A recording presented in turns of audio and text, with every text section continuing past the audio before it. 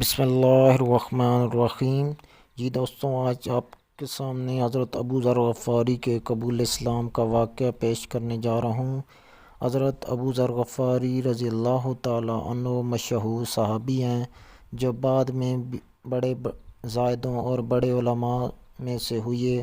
حضرت علی کرم اللہ وجہ کا ارشاد ہے کہ ابو ذر رضی اللہ تعالیٰ عنہ ایسے علم کو حاصل کی ہوئی ہیں جس سے لوگ عاجز ہیں، مگر انہوں نے اس کو محفوظ کر رکھا ہے۔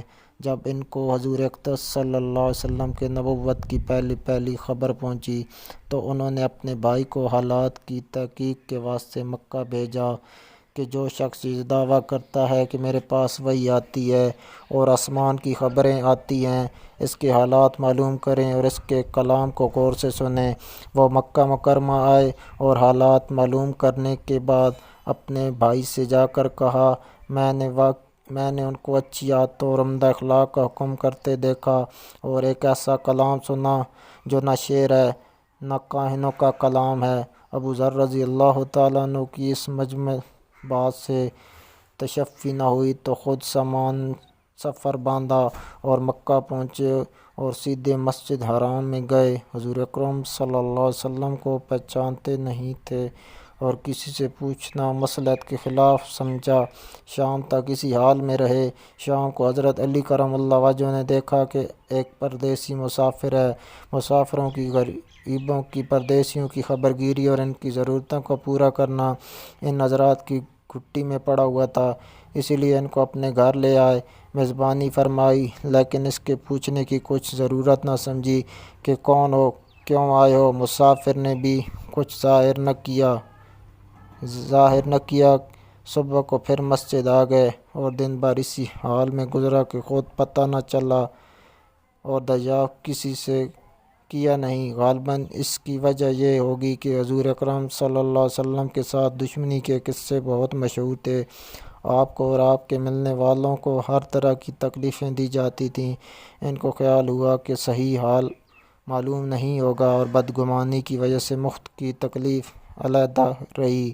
دوسرے دن شام کو بھی حضرت علی رضی اللہ تعالیٰ عنہ کو خیال ہوا کہ پردیسی مسافر ہے، بظاہر جس غرض کے لیے آیا ہے وہ پوری نہیں ہوئی، اسی لیے پھر اپنے گھر لے گئے اور رات کو کھلایا سلایا، مگر پوچھنے کی اسی رات کو بھی نوبت نہ آئی۔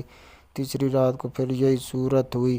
حضرت علی رضی اللہ تعالیٰ عنہ نے دریافت کیا، فرمایا کہ تم کس کام سے آئے ہو، کیا غرض ہے؟ تو حضرت ابو ذر نے پہلے ان کو قسم اور عہد و پیمان دیے اس بات کے کہ وہ صحیح بتائیں، اس کے بعد اپنی غرض بتلائی۔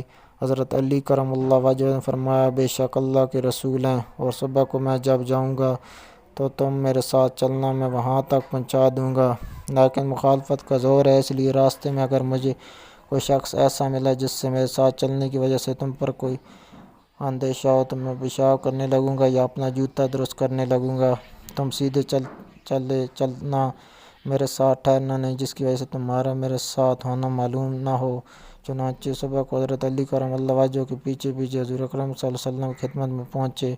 وہاں جا کر بات چیت ہوئی، اسی وقت مسلمان ہو گئے۔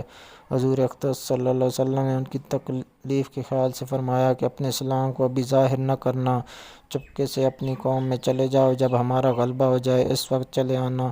انہوں نے عرض کیا، یا رسول اللہ، اس ذات کی قسم جس کے قبضے میری جان ہے کہ اس کلمہ توحید کو ان بے ایمانوں کے بیچ چلا کے پڑھوں گا۔ چنانچہ اس وقت مسجد حرام میں تشریف لے گئے اور بلند آواز سے اشہد ان لا الہ الا اللہ و اشہد ان